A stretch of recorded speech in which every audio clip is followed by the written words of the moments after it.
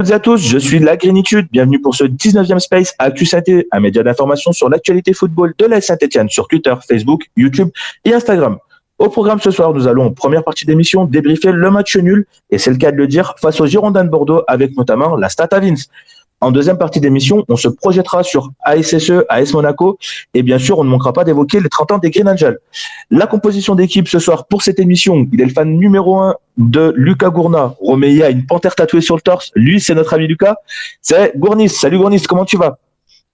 Salut les gars. T'as la forme? Très bonne blague. Ça va très bien.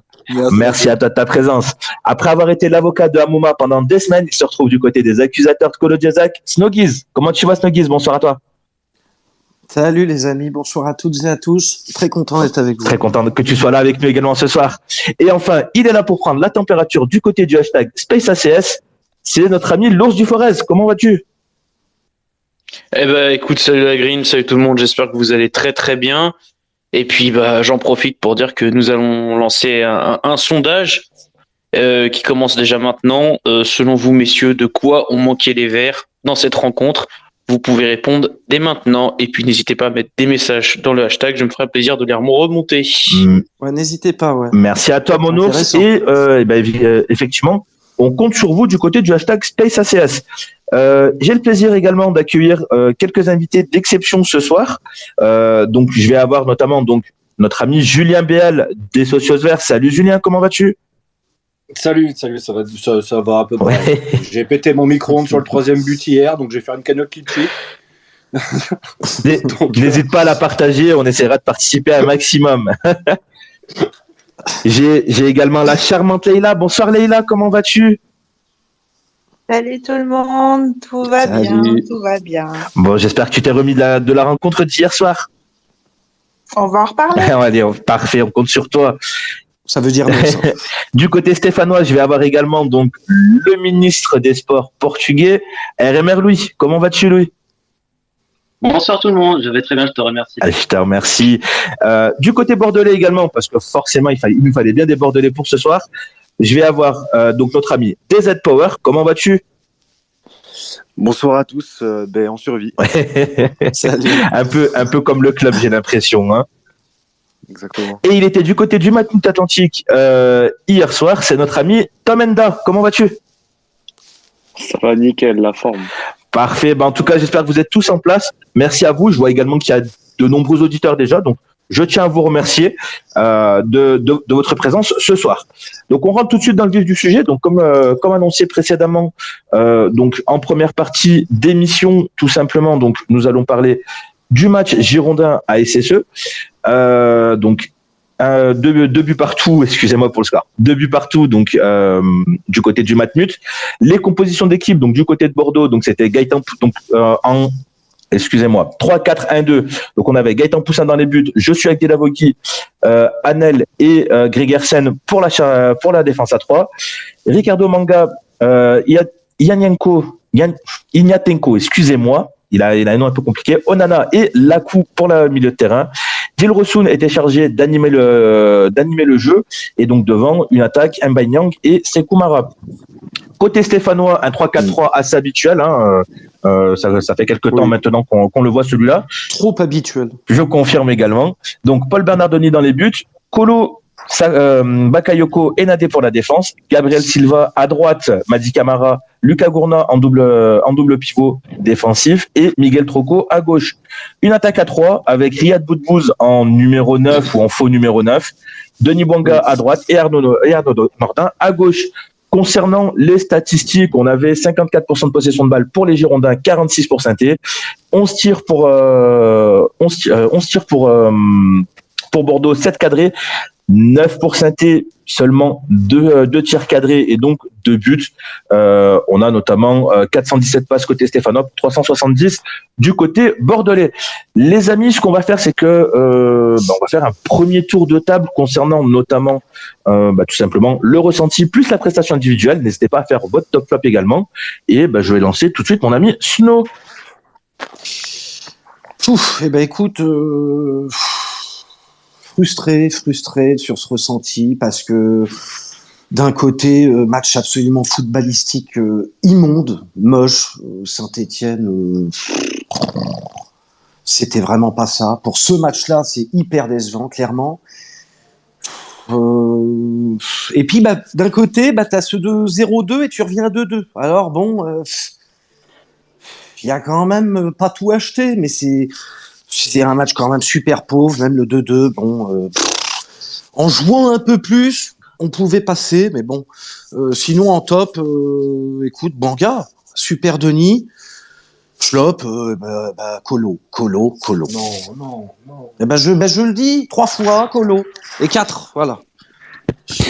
Je suis pas d'accord avec toi, mais bon, chacun a son avis. On dirait, Snowbiz, on dirait Laurent Delahousse en fait entrer l'accusé. À chaque fois, c'est Colo.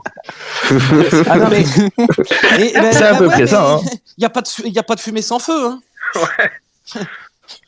C'est un peu près ça. J'aimerais ne pas le nommer, mais force est de constater qu'il est jamais loin ou concerné. Donc bon.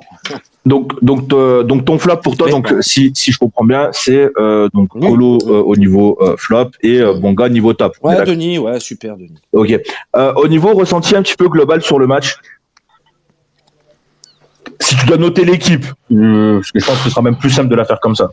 Franchement, si je dois noter l'équipe, qu'est-ce qu'on n'a pas joué? On a attendu 2 buts pour se réveiller. Même à 2-2, on met cette barre. On n'appuie pas, on met pas l'accélérateur.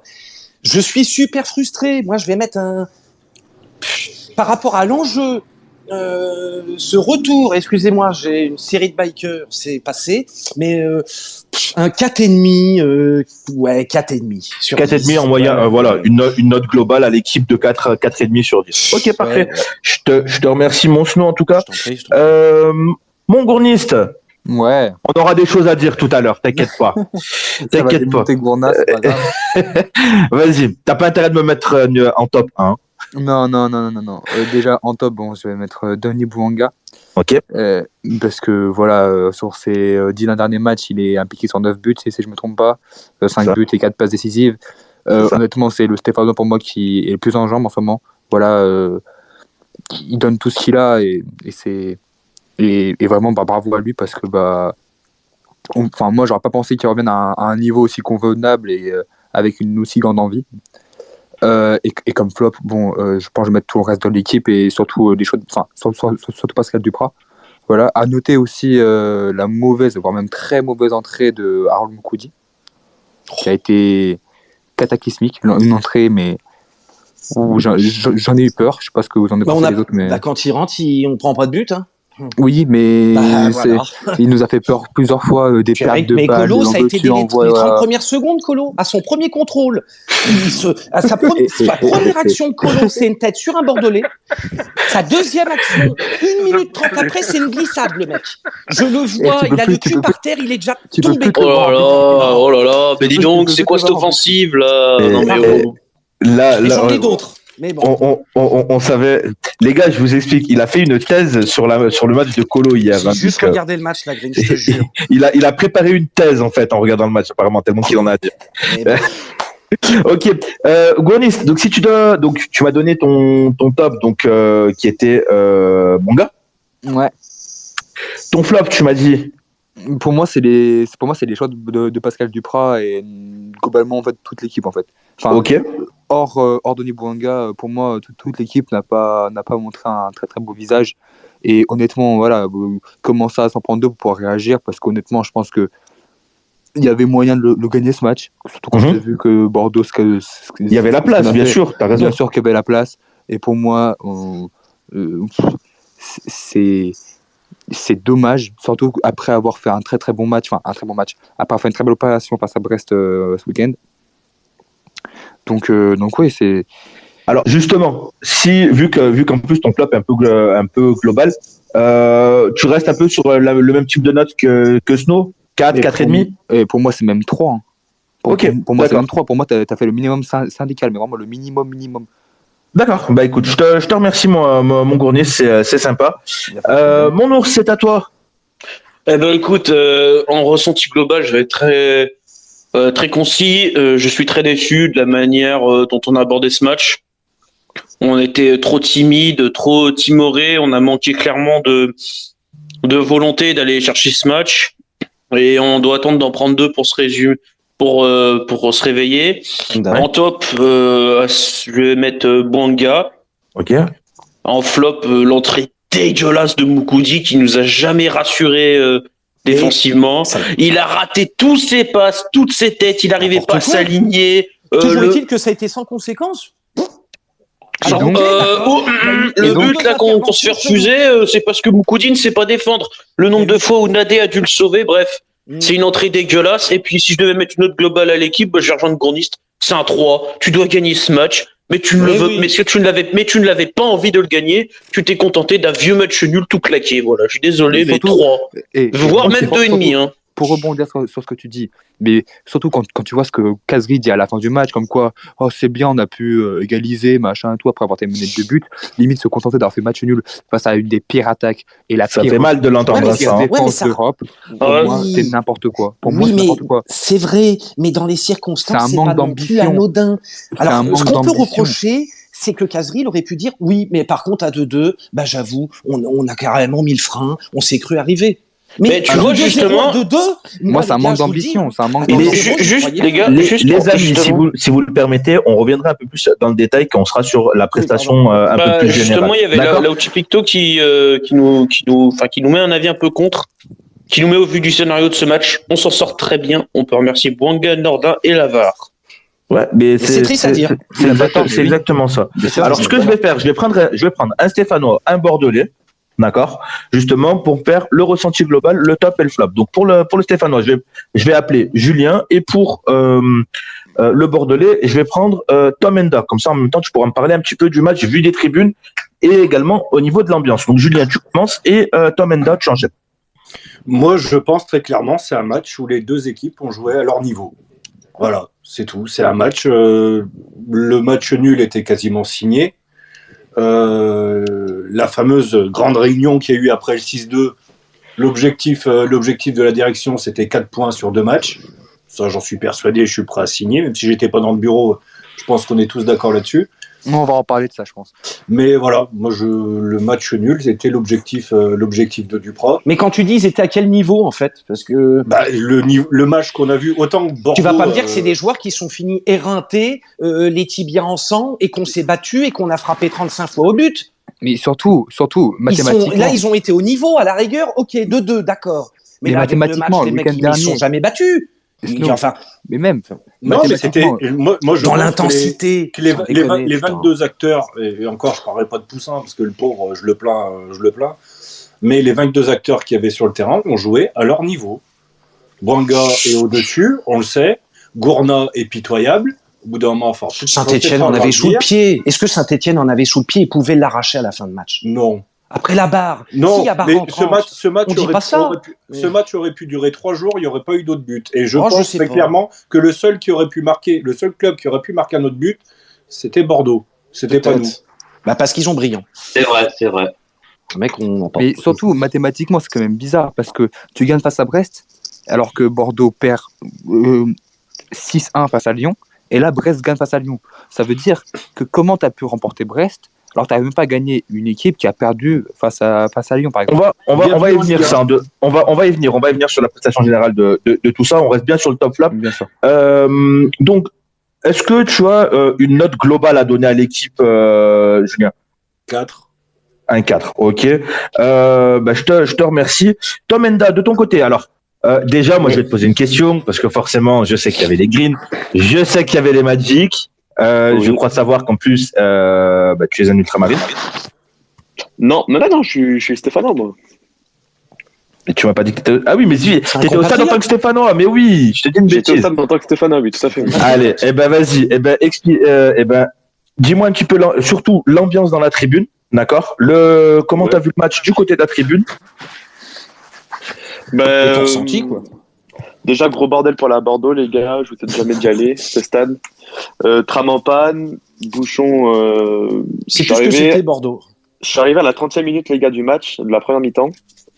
Donc, déjà, j'avais 2-1 déjà à partir de ce moment-là du match. Donc, j'ai vu qu'un but de Saint-Etienne, bien évidemment.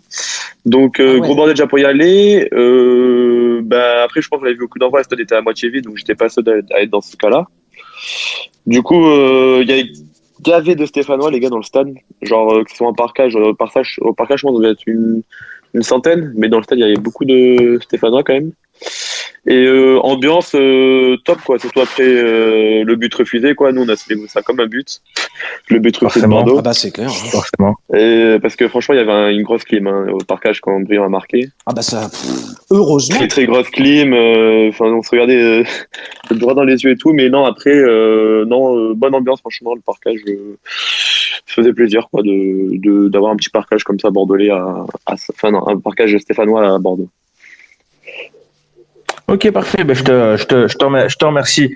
Donc, on va enchaîner donc avec la prestation un petit peu générale.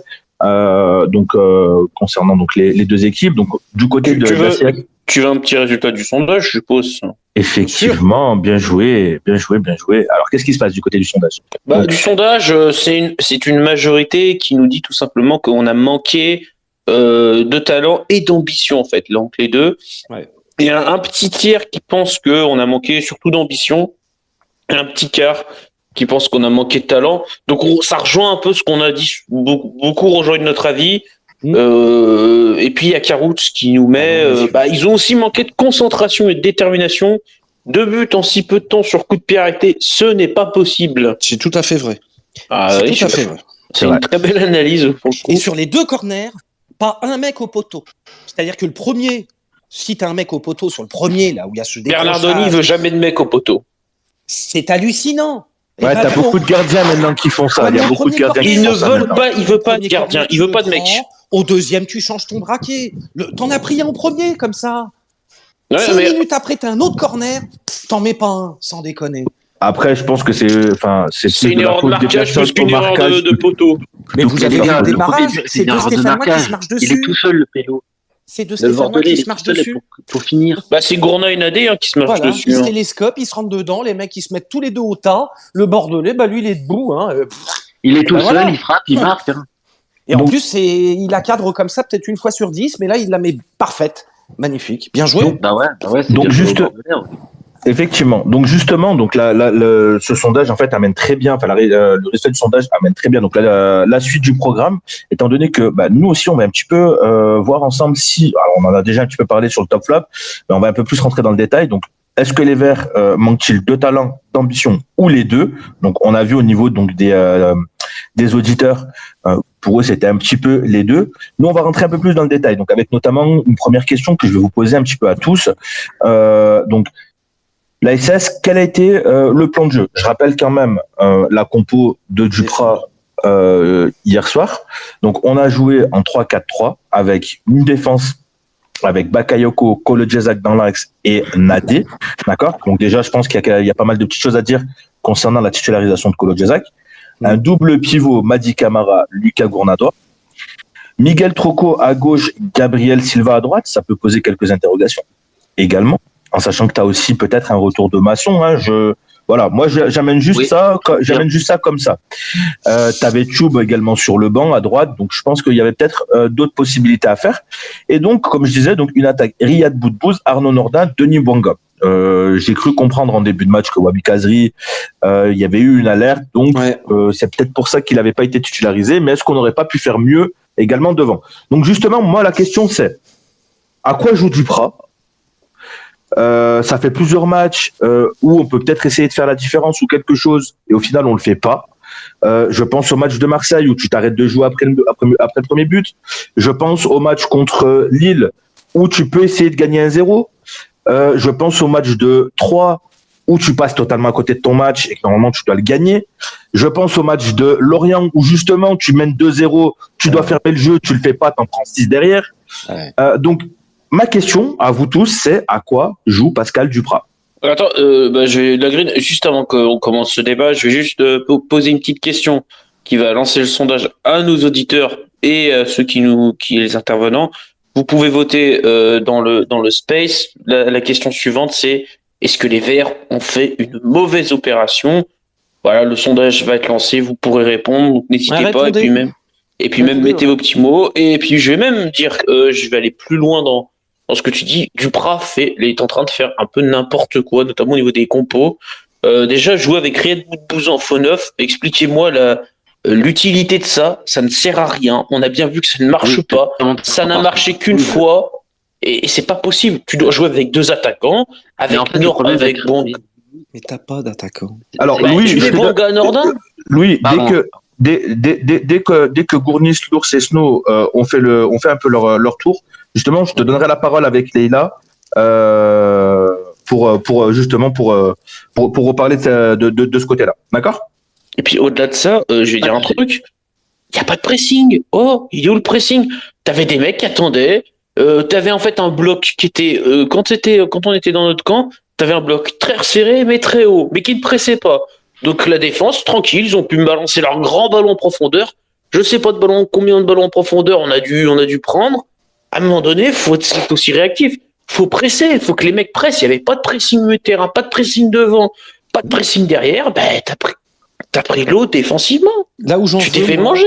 Là où j'en veux à Duprat, c'est que la première mi-temps, déjà faut remettre le truc, il ne perd pas ce match quand même, à la base, quand même. Il ne le perd pas. Ouais, mais c'est un très mauvais résultat. Excuse-moi, tu gagnes pas contre le 19e. Il plaît à personne, mais il ne perd pas. Mais bon, mais non, mais si tu veux être vraiment pragmatique dans les chiffres, il prend un point à Bordeaux, et vu le contexte, on s'en sort bien. Mais ce que je reproche à Duprat, oui. Non, Snow, en fait, quand tu joues le maintien, que tu perdes contre les premiers, c'est normal. Que tu fasses même des matchs nuls contre les premiers, c'est un bon exploit, c'est un bon point. Quand tu joues le bas du tableau, t'es concurrent direct, c'est 3 points ou rien. Un point, c'est comme une défaite dans le championnat du maintien. C'est comme 3, c'est comme on les a pas pris les points. Donc c'est 3 défaites, ces matchs-là. C'est pas des matchs nuls, c'est des défaites. On était mené 2-0. Et on réagit, ce qui est beau. Et là où j'en veux à Duprat sur le coaching, puisque c'est le débat initial, je lui en veux, c'est au mi-temps. Au mi-temps, il ne change pas la compo, je ne comprends pas. Face à Bordeaux, tu ne dois jamais être mené 2-0. Minimum 1-0, ok. Mais tu parce ne dois qu'on prend jamais être mené 2-0. On défend très mal. Qu'est-ce que tu veux que je te dise? Le premier est déjà nul. Mais les 20 premières minutes, elles sont pourries. C'est gaguesque. Ça marche. Mais complètement. Mais Bordeaux, ils ont travaillé les coups de pied arrêtés puisque le premier but le témoigne et que ils en ont eu 2 banderilles à mettre. Ils sont 20e ou 19. Et les corners, ils t'en mettent 2. Eux, ils font le job. Nous, eux, Bordeaux, ils sont défoncés. Comment tu lâches 2-0 dans ce match-là? Nous, on revient à 2-2. Faut voir le verre de l'autre côté. On s'en sort presque bien parce qu'attendez, on n'a pas joué du tout. On fait quand même 2-2. Je sais pas si on avait joué un petit peu ce que ça donnait. Justement, c'est ce que je vais demander à Leïla. Qu'est-ce qu'elle en pense, elle? Qu'est-ce que Duprat a merdé là-dedans? Bonsoir à tous. Moi, je dois dire que ce match, je l'ai trouvé catastrophique. Oui. Une entame de jeu désastreuse. On prend 2 buts sur corner qu'on ne doit pas prendre. En plus, je pense que toutes les équipes qui jouent contre nous doivent se passer en vidéo le placement sur les corners. Oui. C'est vrai que Bernardoni ne veut pas de défenseur sur ses poteaux, mais franchement, vu le résultat, moi, je comprends pas qu'on le laisse faire. Déjà. Deuxième chose, moi, ce que j'ai trouvé catastrophique, c'est qu'il a fallu attendre la 30e minute pour qu'on commence à jouer. On a pris quand même, je le rappelle, 6 cartons jaunes. Moi, ça m'inquiète beaucoup parce que je sais pas comment on va pouvoir gérer des suspensions éventuelles sur des matchs qu'on pourrait éventuellement, sur lesquels on pourrait faire des points. Je pense notamment à Nice. Je suis un peu inquiète, franchement. Et puis, moi, je pense qu'on a perdu 2 points, très clairement. Alors, on peut toujours dire qu'on a gagné 1 point, que c'est pas si catastrophique que ça, mais on n'aurait jamais dû prendre les 2 buts qu'on a pris d'entrée de jeu. Franchement, l'entrée de Moukoudi, mais le but de Briand, mais c'était un sketch absolu. On a de la chance qu'un demi-talon, la VAR, elle nous donne raison. Honnêtement, j'ai pas compris les choix de Duprat. J'ai pas compris son agitation. Moi, je trouve qu'il est de plus en plus flippant depuis le match contre Troyes. Voilà. Mais je suis d'accord. C'est vrai qu'il a eu un comportement au bord du terrain qui est, j'avoue. Et d'ailleurs, justement, c'est vrai. Et d'ailleurs, justement, il y a Lauti Picto qui nous met une très belle remarque et elle permet de rejoindre un peu le propos depuis tout à l'heure qu'on partage. On a marqué 46% de nos buts sur coup de pied arrêté. On est la meilleure équipe du championnat dans ce domaine et on ne sait pas les défendre. C'est n'importe quoi. Et ça, oui. Et ouais. Comment, en fait, c'est hallucinant. Mais d'ailleurs, j'aimerais quand même avoir le point de vue de DZ parce que côté bordelais, justement, comment lui il le voit justement le match, comment vous l'avez ce match. Eh ben, déjà, l'ours. Je te réponds par rapport à ce que tu viens de dire. Nous, ça m'a surpris qu'on mette 2 buts sur coup de pied arrêté parce qu'on marque très rarement sur coup de pied arrêté. Voilà. C'est vraiment la honte. Et ouais.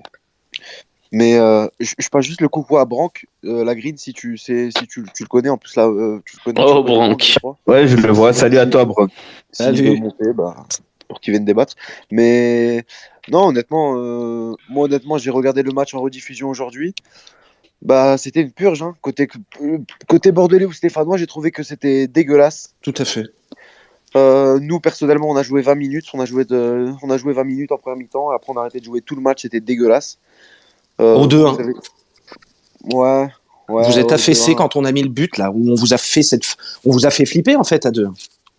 Ouais, mais même, en fait, tu sais, dans les 20 minutes, on menait 2-0. Il y a eu la belle frappe de Nana. Qui passe, qui rase le poteau. Je me suis dit, putain, aujourd'hui, il y a peut-être moyen de le gagner, etc. J'ai eu très peur sur cette frappe. Mais voilà, ça m'étonne pas du tout, honnêtement. Ça fait plusieurs fois dans la saison. Mais honnêtement, le match était dégueulasse. Hein. Le match niveau contenu, je pense quand même qu'on était, je pense qu'on était quand même en sur-régime. On était quand même, on faisait peut-être même l'un des meilleurs matchs de la saison. Tiens. Ouais, c'est quand même dingue. Ouais. Mais voilà. Mais justement, alors pour revenir sur la compo, avant de donner la parole à Tom, Enda et à Leila, avant de passer à la suite, et notamment avec la stat à Vince. Donc, Vince, dans 5 minutes, tu sais, commence à te changer.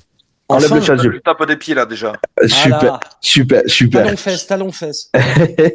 Donc, justement, avant, moi, il y a juste quand même quelque chose qui me surprend. C'est Kolo Djeza, qu'est-ce qu'il fout en fait en défense centrale? Mais en sachant que tu avais quand même une formule qui avait plus ou moins bien marché face à Brest où tu avais pour moi je vais l'appeler la défense à 5, hein, d'accord? Donc tu avais Silva à gauche, tu avais Nadé, tu avais Mangala que tu peux remplacer par un mec qui avait exactement le même profil qui s'appelle Mukudji, d'accord? Tu laisses le petit Bakayoko et à droite tu mets Choub.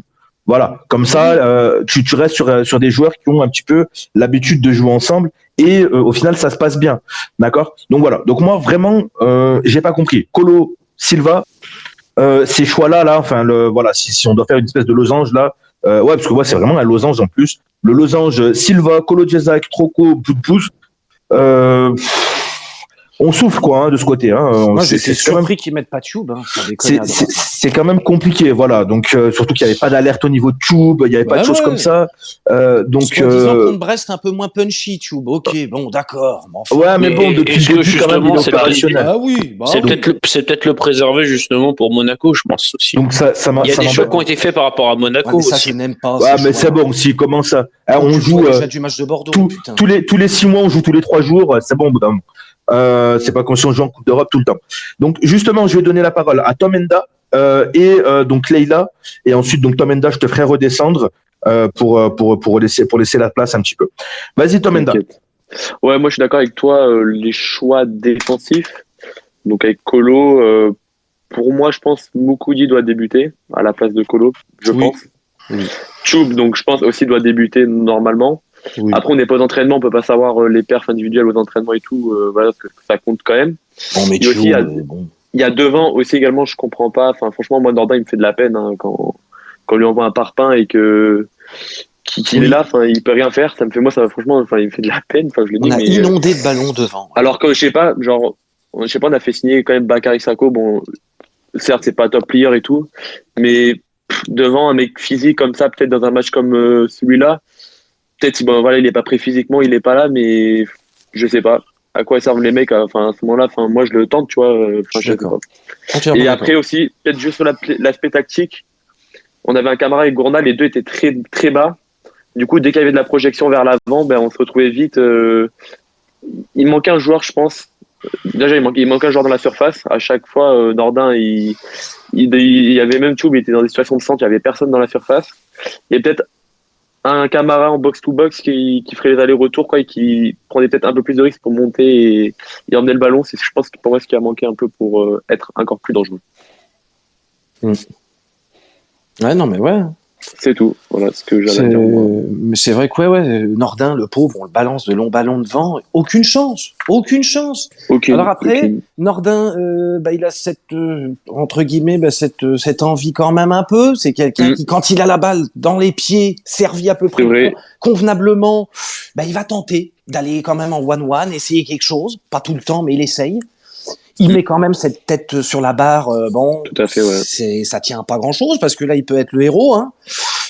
Mais par contre, Boudbouz, j'ai presque, c'est rare, hein. Alors là, attention, notez, j'ai réclamé Aouchiche à la 55e pour Boudbouz. Parce que Boudbouz, il a perdu beaucoup de ballons. Mauvais match. Je sais pas, tout de suite, ses premiers râteaux sont pas passés, c'est pas venu. Il en a pas mis une. Les passes étaient à contre-courant, ça arrivait pas. Et Aouchiche, écoute, moi j'ai trouvé, il a été très bon sur le remplacement. Puis moi j'étais étonné aussi du premier but stéphanois, un premier but qu'on voit dans le jeu avec une belle combinaison de passes. Ça faisait longtemps qu'on n'avait pas vu, je pense, un but dans le jeu comme ça. Complètement. Alors c'est un truc simple, un 2, enfin voilà, mais ça marche quoi. Enfin je veux dire. Puis c'est Boudbouz qui a la passe aussi quand même, qui fait la passe D, mais moi ça m'a surpris en tout cas ce but. Ah mais ça, heureusement qu'il la met et qu'il nous relance. Hein. Ouais. Parce qu'à 2-0 à la mi-temps, je suis pas sûr que ça se finisse comme ça. Hein. Mais on a senti à 2-1 que Bordeaux a tremblé. Hein. Ouais. Après voilà, sur la compo, j'aimais quand même une réserve. Je pense que voilà, je pense qu'à la mi-temps, tu peux mettre un électrochoc. Pourquoi on passe pas plutôt à 4 derrière? On est à 5 derrière depuis 10 matchs. On n'arrête pas de prendre des buts au bout de 15 minutes. Si c'est pas avant, on prend des buts à tous les matchs. Essaye donc à 4. À 5, on en prend déjà. Alors à 4, bon. Non, je sais pas. Juste du coup, je vais demander l'avis du coup de Leïla rapidement et après on passera à la stat à Vince. Leïla, vas-y. Rapidement, alors moi je suis désolée Snow, mais j'ai pas trouvé Colo si mauvais que ça. Je m'attendais à pire. Merci Leïla. On est mené 2-0. Moi non plus, je suis d'accord. Attends, laisse-moi développer s'il te plaît. Mais vas-y. Juste un truc, je pense que je sais pas ce que vous en pensez, mais là où il est on dit le mieux ou le moins pire, Colo, c'est pas arrière gauche. Si, en règle générale, c'est arrière gauche, oui, où il est moins pire. Enfin, en tout cas, Colo arrière gauche fait de meilleurs matchs que Colo dans l'axe, oui. Oui, piston, oui. Donc, il y a déjà, je pense, je comprends pas trop, en fait, le schéma de jeu mis en place par Duprat. Effectivement. Après, je pense que le milieu, il est pas assez étoffé. Je pense que ça suffit pas. Il faudrait mettre quatre joueurs au milieu parce que finalement, on s'aperçoit que, ils arrivent pas à relancer. Il y a des grands ballons qui sont balancés. Mais je pense que si le milieu était plus étoffé, ça irait peut-être mieux. Mais parce que ça manque un peu de talent, Leïla, ça a été dit dans le sondage. On va pas anticiper le match contre Monaco, mais moi, j'ai très très peur avec un mec comme Tchouaméni en face, tu vois, au milieu. C'est clair. Mais on en reparlera tout à l'heure. Fofana. Oui. Bon, ok. Donc concrètement, justement au niveau un petit peu des stats et notamment des stats individuelles. Donc là, donc c'est le moment de la stat à Vince. Mon Vincent, c'est à toi. Je te laisse nous proposer un petit peu le travail que tu as effectué. Rassure-nous. Encore une fois, merci à toi et c'est à toi. Vite fait sur mon impression du match, parce que je me suis quand même tapé 2 heures de ce match, et Dieu sait que je vous apprécie, mais quand même. On s'excuse. Ouais, bon, mais c'est pas votre faute, mais bon, on passe. Je suis pas totalement d'accord sur Colo. Moi, je l'ai trouvé intéressant, pour une fois. Même si c'est pas le poste où il est le plus à l'aise. J'ai entendu personne parler de la mi-temps de Bakayoko. Bakayoko, la première mi-temps qu'il fait, elle est cataclysmique. Il se fait manger tout le temps. Je vais sortir le petit truc de stats. Son nombre de passes ratées, c'est du jamais vu. Je pense que dans l'histoire de la Ligue 1, il faudra piocher. Quand tu as 50% de passes ratées en 45 minutes pour un défenseur central, je peux te jurer que ça n'arrive jamais. Mais ça part de là, le problème de construction. Hein. Ça part de là. Alors, Snow, je croyais que Colo était le pire. On comprend. Bakayoko, il n'a pas brillé non plus, hein, c'est clair. Mais on Colo comprend dans l'axe, non, arrêtez. On comprend notamment maintenant le choix de Duprat de sortir Bakayoko à la mi-temps. Parce que c'est vrai que sur le ressenti, c'est pas ce que j'avais. Mais là, maintenant que avec les stats sous les yeux, je comprends un peu mieux, effectivement. Moi, je l'ai vu sur le match, je l'ai senti. Il s'est fait bouger par Niang, il n'a pas réussi à le cadrer. Il s'est fait manger en permanence. Bon, ça arrive. Hein. Ouais, mais systématiquement, il perdait beaucoup de ballons. Et à la mi-temps, j'ai pas été étonné qu'il sorte. Bon, donc je vous ai fait un petit tableau. Qu'est-ce qui n'a pas marché? Alors, on a 5 occasions, comme vous l'avez dit, 9 tirs, 2 cadrés. Bon, ça, ce sont des choses qui arrivent. Il y a beaucoup d'équipes qui passent au travers sur les frappes hors cadre. Mais les 2 seules qui sont cadrées, elles vont au fond. Bon. 77 duels offensifs joués, tu en gagnes 35%. 1 sur 3. Ouais. C'est peu. Hein. Là, ça fait grincer des dents. Là. Les dribbles, c'est pareil. Tu en réussis 1 sur 3. Tu ne pénètres dans la surface adverse avec le ballon que 10 fois en 90 minutes. C'est pas lourd. Hein. Tu as perdu 69 ballons dans ton camp. Putain. C'est-à-dire que presque 1 toutes les minutes. C'est quand même indécent. Tu fais 42 attaques côté gauche, il n'y en a pas une seule qui amène un tir. Et à droite, tu en fais 30 et il n'y en a que 3 qui amènent à un tir. Donc tout ça, c'est quand même assez inquiétant. Ouais. Au bout de 2 minutes de jeu, je me suis dit, ils vont prendre un but. C'est obligé. Bingo. Bah oui. Tu fais 2 corners. C'est 2 corners, ouais, c'est ça. C'est ça. Tu es spectateur. Que tu mettes quelqu'un au poteau, c'est une chose. Mais tu regardes les mecs qui, eux, avancent vers le but. Si tu n'avances pas toi aussi, et si tu n'es pas fin au marquage, c'est mort. Non mais Vincent, est-ce que tu vois le premier où les 2 Stéphanois se rentrent dedans, on s'éclate au sol, le Bordelais se retrouve solo. Ouais, ben c'est bénil. C'est un truc de ouf. C'est un truc de ouf. Et le deuxième, le Bordelais met un coup de casque terrible. Le mec arrive lancé. On c'est regarde Bakayoko. dans les airs, le mec. Bakayoko qui n'y est pas. Bakayoko qui n'y est pas sur le deuxième but. Ils sont tous pas. Parce que dans cette zone-là. Oui, mais le marquage, il est pour Bakayoko à ce moment-là. Dans cette zone-là, il faut y aller. Hein. Oui, mais Bakayoko, il y était pas. Au marquage, faut le prendre la balle. Hein. Et ben voilà.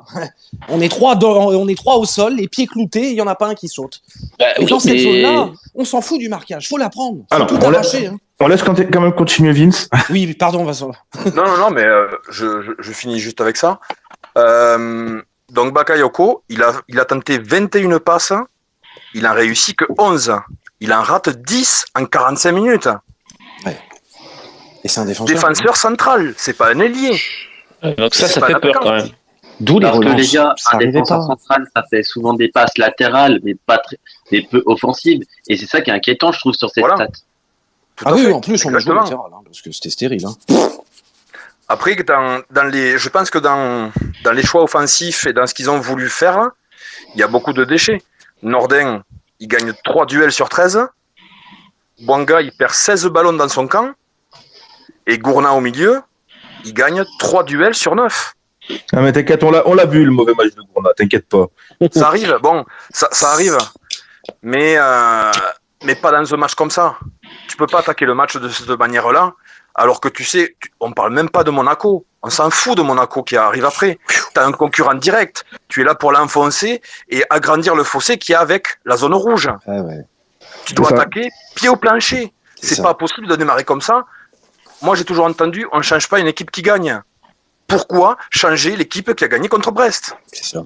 Je pense que la question, on s'est tous posée hier lors de l'avant-match. En fait, on s'est tous posé cette question-là. Surtout qu'avant le match, j'avais cru entendre que Duprat avait dit en mode un peu, ce match-là, on va l'attaquer pied au plancher, on va les prendre à la gorge. Ouais, c'est ça. C'est notre ami Gironda. C'est notre ami Gironda TV Inside. Et d'ailleurs, merci à lui pour cette information encore une fois.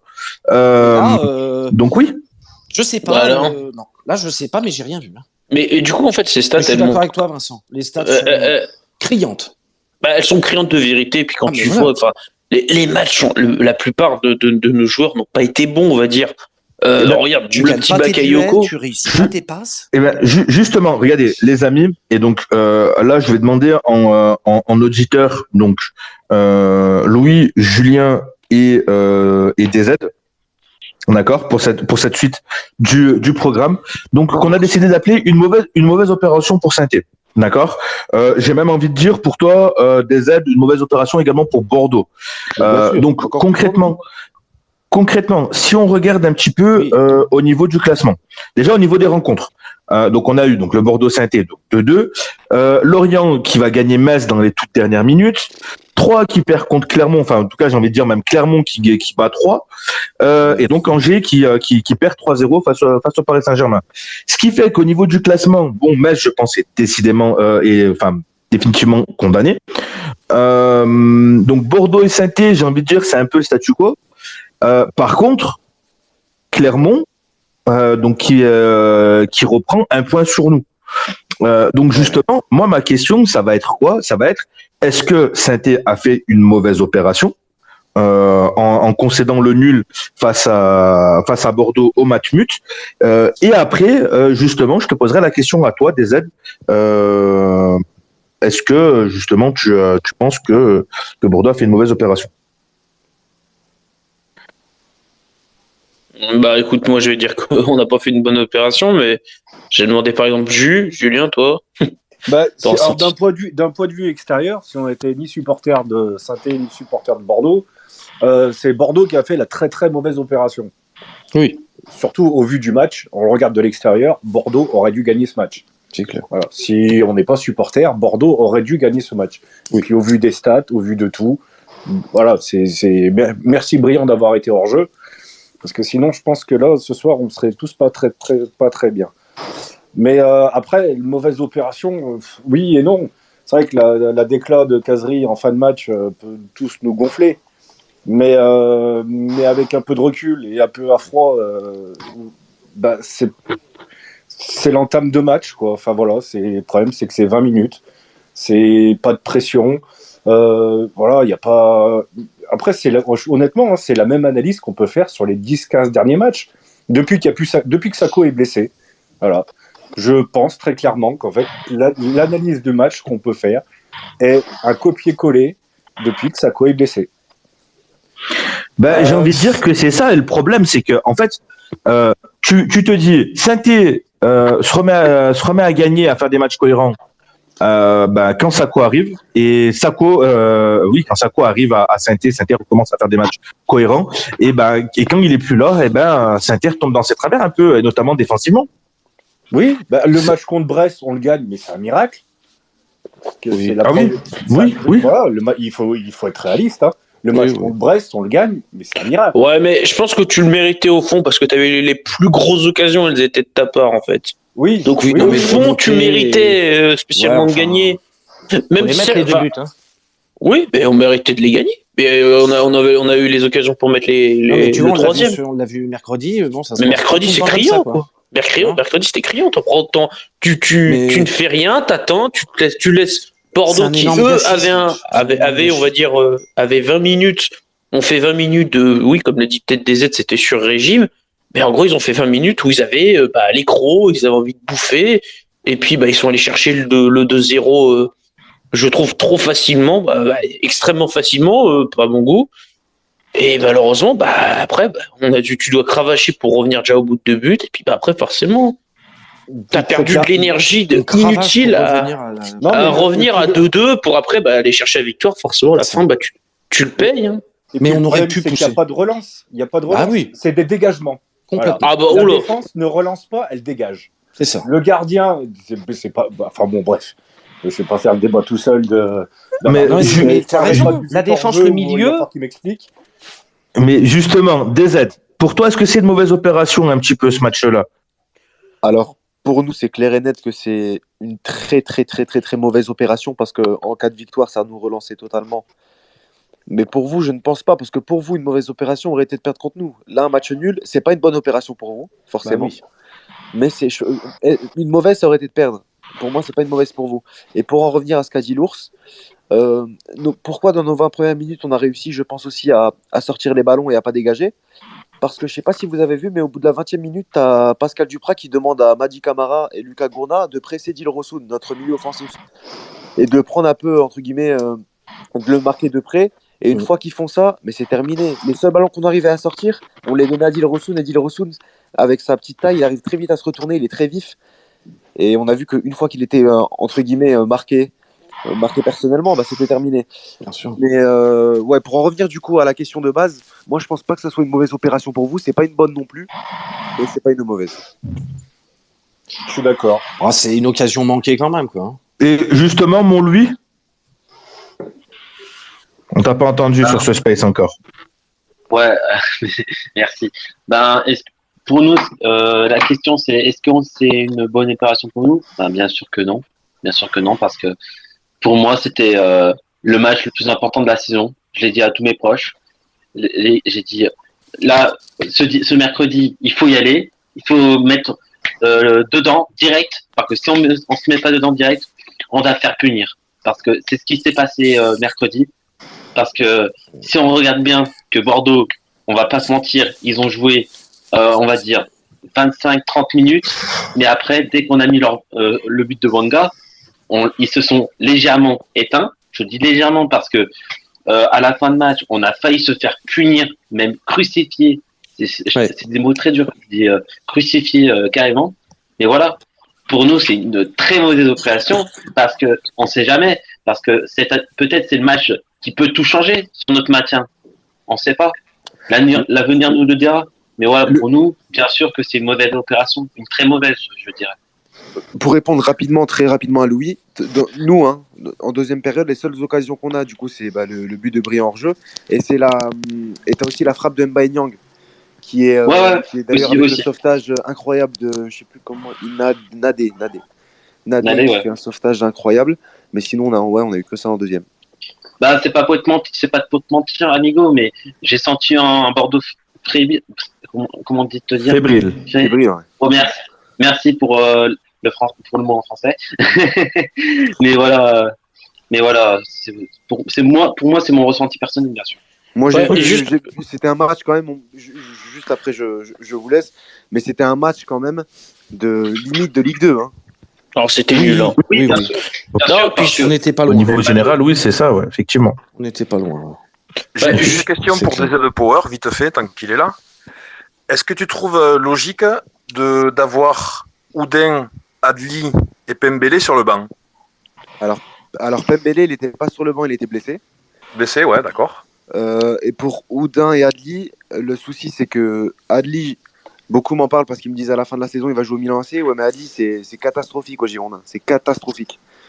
C'est pas le meilleur passeur de l'équipe.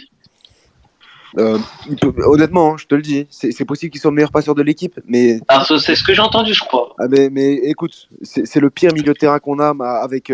Je préfère tous les jours mettre Ignatenko, mettre même Franck Sergio s'il le faut, mais Adli c'est trop faible. Et pour Oudin, Oudin c'est une grande déception parce que ça a été un gros investissement pour nous, 12 millions. Et pour ce qu'il donne sur le terrain, malheureusement, c'est pas ça du tout. Donc non, c'est logique même. Et même quand j'ai fait la compo la veille avec la Green, j'avais pas mis Adli ni Oudin parce que et du coup moi je voulais juste finir parce que je vais expliquer aussi pourquoi. Parce qu'il y a des choses qu'il faut savoir à Bordeaux. J'ai un copain à moi qui est agent d'un joueur étranger qui joue à Bordeaux actuellement.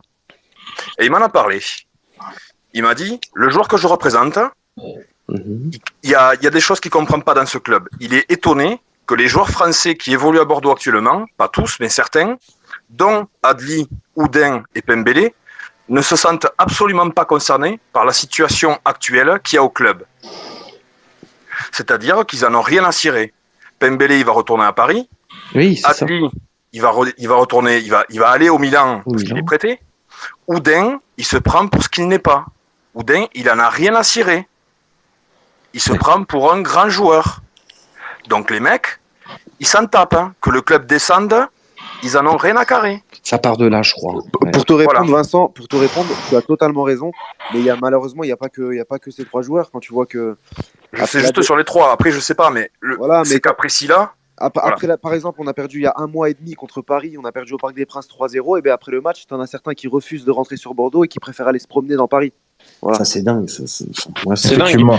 Ce qui annonce une fin de saison assez compliquée donc concernant les deux clubs, et notamment Saint-Etienne. Mais le club et mon ours, justement, Que pensent les auditeurs? Est-ce que les Verts ont fait une mauvaise opération? Je vais juste vite fait dire un petit truc avant de donner la parole des auditeurs. Vas-y.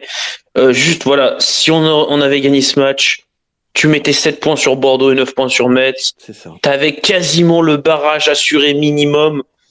Donc c'est vraiment la mauvaise opération et forcément les auditeurs ils sont d'accord, une majorité écrasante Voilà. clairement disent clairement que c'est une très mauvaise opération de la Saint-Etienne. Ouais, c'est unanime. Bah oui. Il y a même Wissem à un moment qui nous pose la question, mais est-ce qu'il y avait vraiment débat là-dessus? Donc en fait oui, et puis Si. voilà, hein. Les gens rejoignent totalement notre avis. C'est évident. Est-ce que c'est évident? C'est évident. Et donc justement, donc les Verts vont devoir rebondir très très rapidement donc face à Monaco, ce qui risque d'être compliqué, voire même mission impossible. Et je crois que c'est le nom du sondage suivant. Donc victoire face à Monaco à Geoffroy Guichard. Est-ce que c'est une mission impossible, les amis? Je vous laisse y répondre. Et donc on va passer à la préparation à l'avant-match, donc ASS Monaco. Juste pour moi, le temps de remercier l'ensemble des intervenants donc concernant cet après-match ASSE Bordeaux. Merci beaucoup, les gars. Merci même plutôt Bordeaux-Saint-Étienne. Merci à vous tous. Merci à DZ. Si tu veux rester, je reste dans les parages. Il n'y a pas de souci. Je vais descendre, ouais. À bientôt. Ouais. En tout cas, un grand merci à vous. Merci également aux Stéphanois qui ont pris la parole. Bordeaux. Ouais. Bon courage. Et puis là on va attaquer donc Saint-Étienne Monaco, et je crois qu'il y a même des Monégasques qui devraient être présents, donc je laisse la régie s'occuper de tout ça le temps qu'on présente le match. Donc ASS Monaco à 19h. Je prends la main, la grille. Je te donne la main dans une seconde. Samedi 23 avril à 19h, 34e journée de Ligue 1 sur Amazon Prime. C'est à toi mon ours. Alors messieurs, donc pour ce fameux match entre Saint-Etienne et Monaco, le cadre est posé, ce sera donc ce samedi, et puis surtout je vais vous faire un petit point sur les forces en présence. Aux dernières nouvelles, je précise, puisque si jamais les Monégasques qui viennent veulent nous préciser d'autres absents, on sera preneur. Donc côté stéphanois, on est sûr au moins d'avoir Enzo Crivelli, Falaï Sako, Eliakim Mangala apparemment, je suis pas sûr, je connais plus chercher sa suspension. Je crois qu'il sera même de retour, si je dis pas de bêtises. Et on a Emen Mouefek, et il y a même, j'ai vu 2 autres informations, comme quoi Seydou Sow ne serait pas dans le groupe, une nouvelle fois, mais il serait, je crois, pris avec la N3, sans dire de bêtises. C'est ce qui m'avait... Il revient de blessure. Oui. Je pense qu'il n'est pas encore prêt, donc il lui faut peut-être un peu plus de rodage.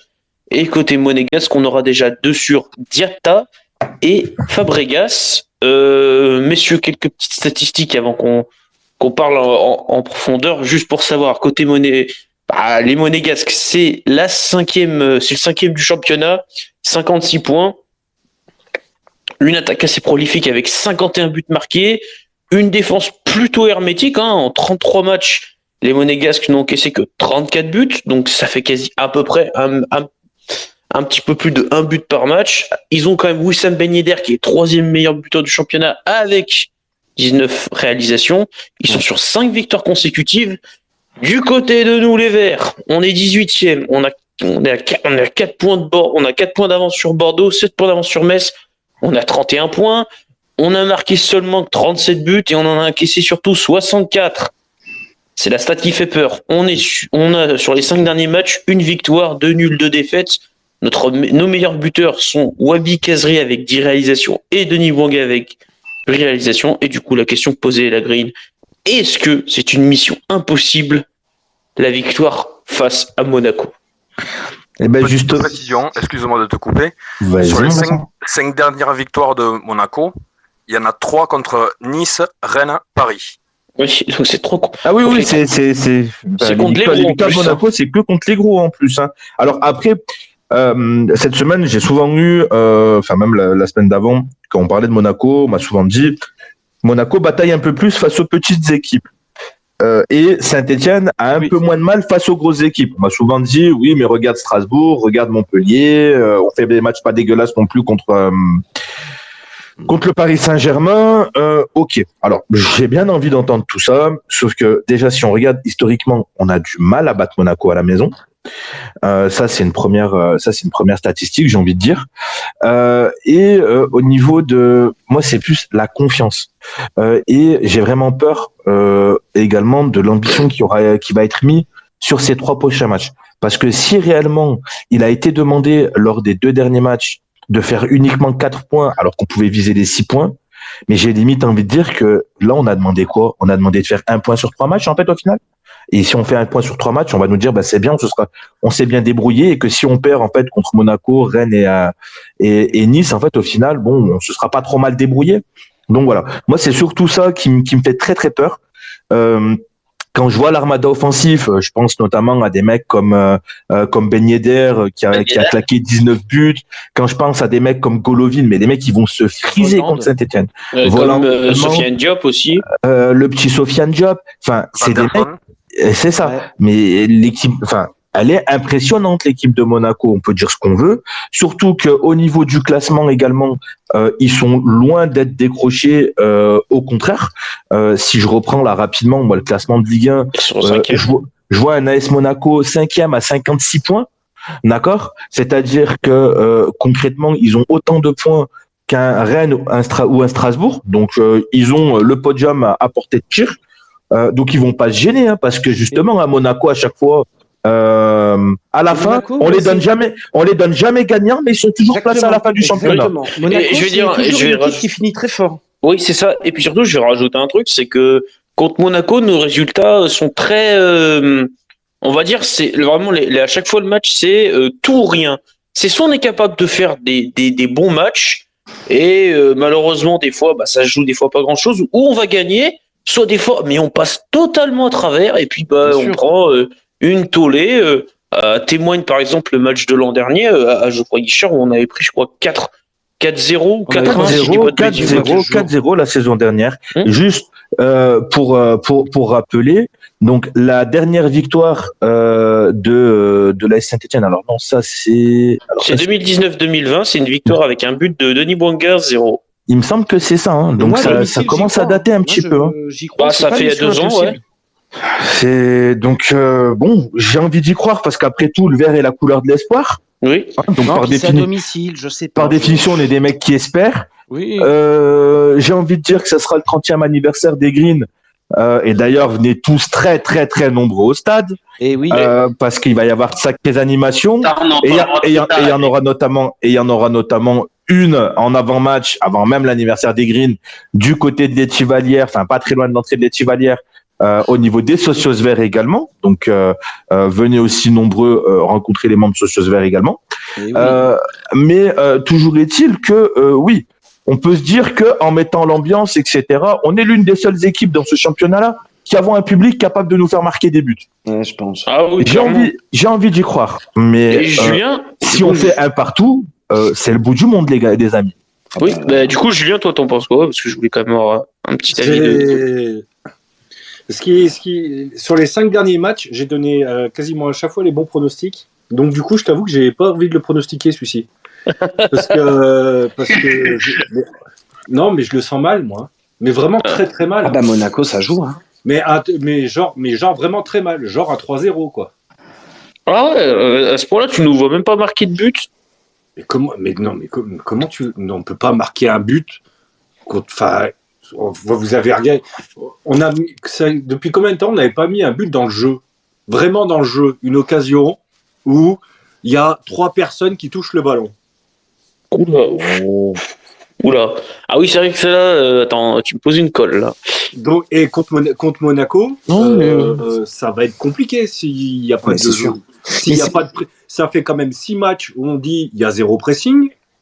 Tu fais 0 pressing contre l'attaque de Monaco.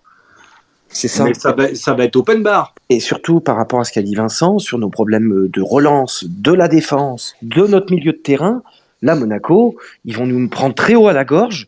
Ben Yedder, tout ça, ça va jouer très vite à nous faire chier dans le placement. Là, ça peut vite partir à la débandade. Mais avec le public qui pousse et tout, et puis j'ai envie de dire qu'on revient de l'enfer à Bordeaux, du 0-2 à 2-2. Et ben j'ai envie de penser que les gars, ils y sont.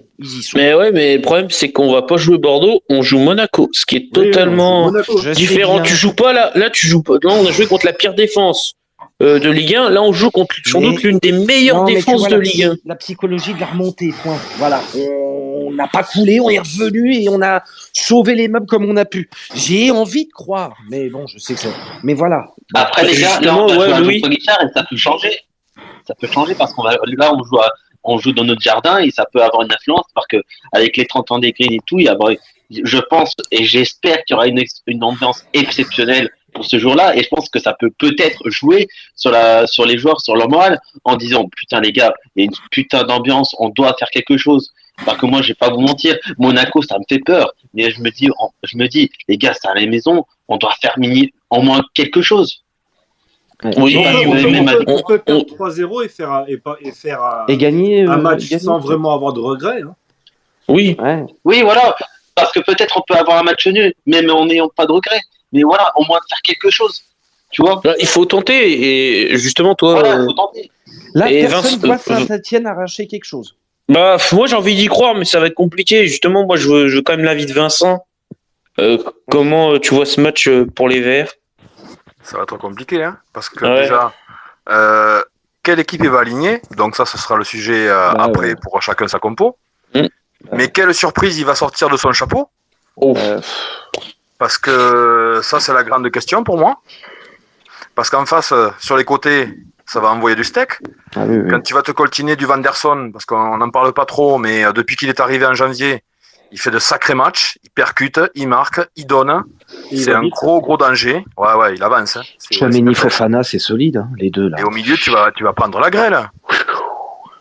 Tu vas prendre la grêle. C'est le jour et la nuit, quoi, le duel du milieu de terrain. Je sais pas ce que ça peut donner. Je ne suis pas très optimiste, mais grande question. Est-ce que le public peut faire quelque chose face à une belle équipe qui a tout à gagner sur cette fin de saison, et moi je les vois finir 3e. Hein.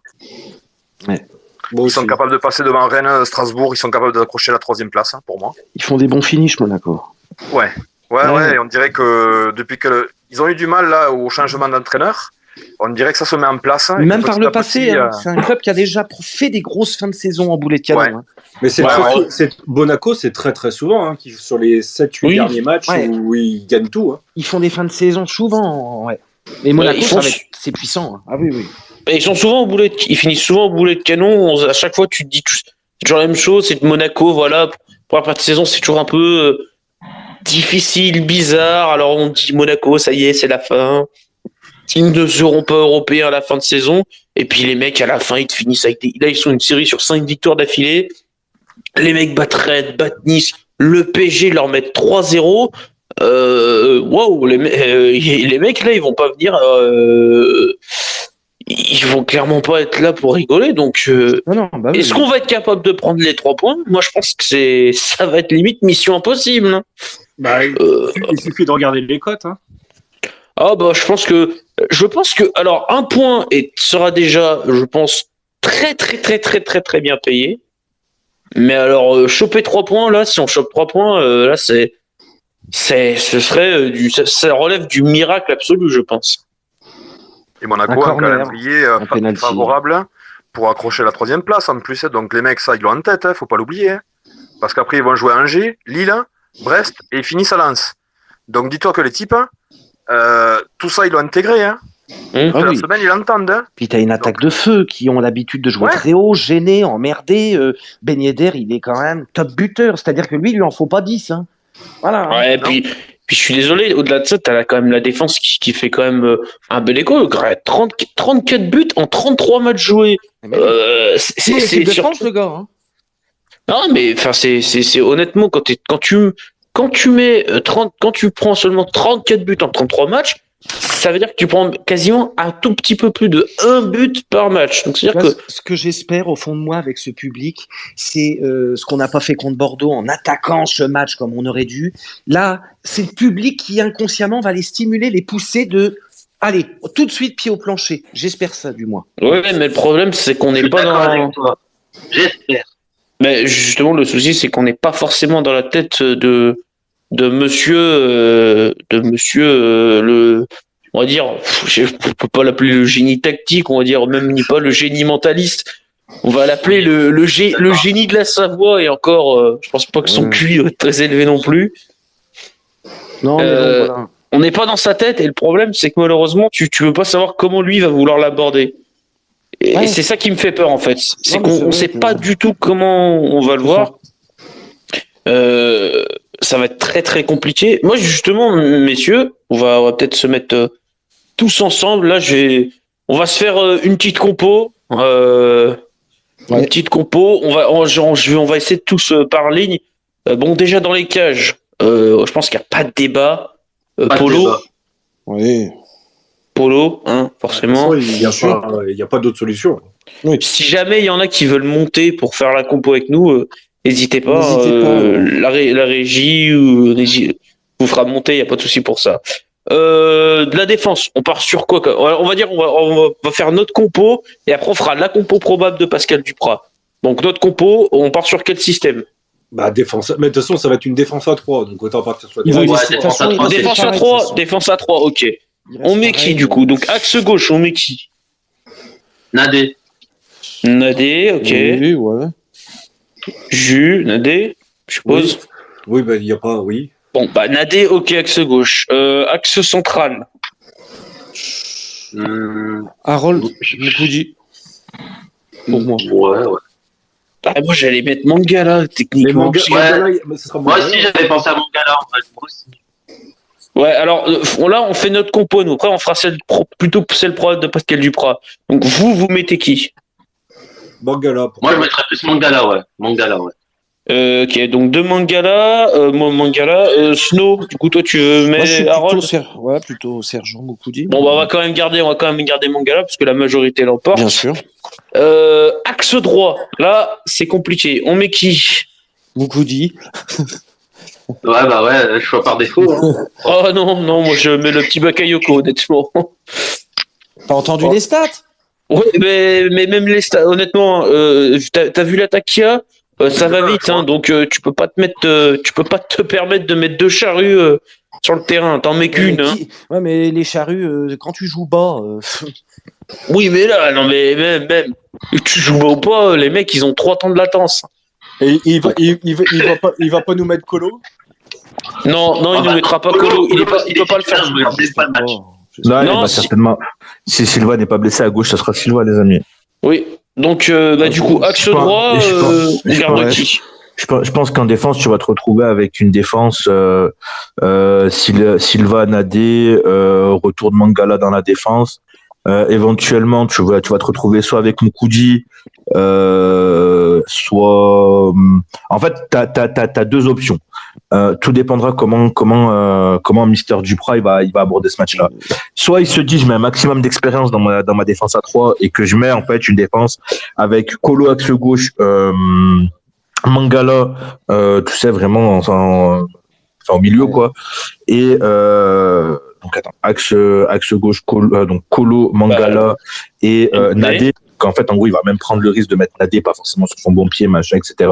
Mais voilà, il va partir dans un délire comme ça. Soit il te fait ça, soit parce que après et donc derrière, il peut. Ben oui, normalement, sauf s'il se blesse d'ici le match, mais voilà. Soit il va se mettre dans l'optique de se dire Colo à la maison, c'est mort. Je le mets plus titulaire à la maison jusqu'à la fin de la saison. Dans ces cas-là, tu te retrouves éventuellement avec une charnière centrale à 3 avec donc Nadé, Mangala, Moukoudi. Oui, je pense. Tu vois? Ouais.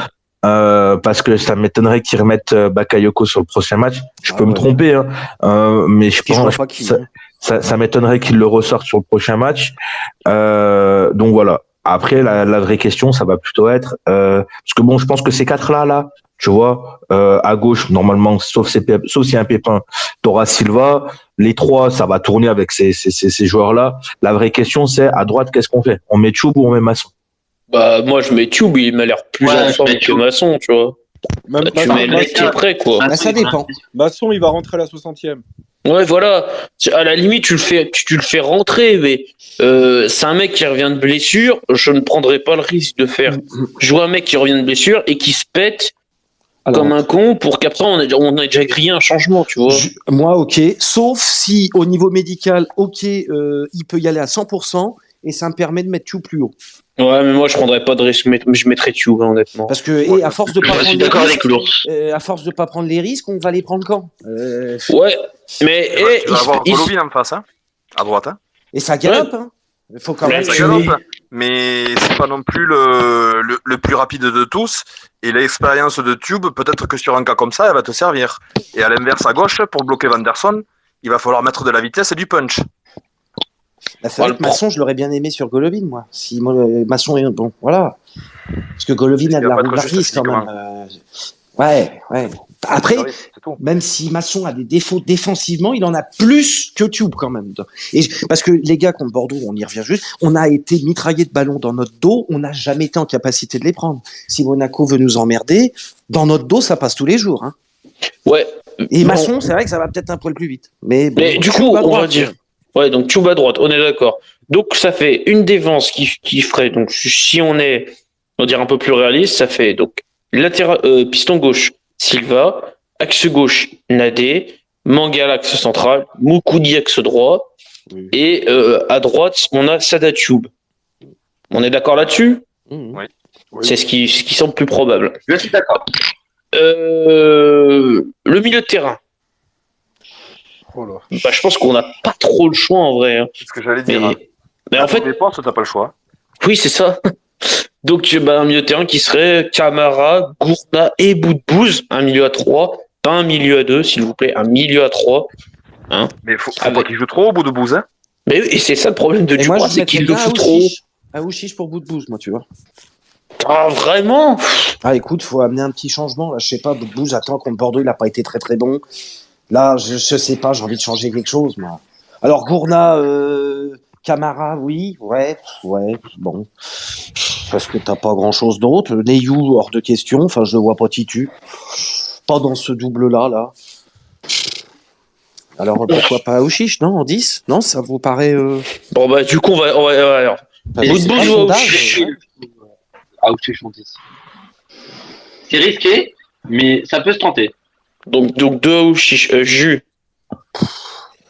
Ah, Ouchiche, moi, je peux pas. Moi, donc Boudbouz. Je peux pas. Je respecte.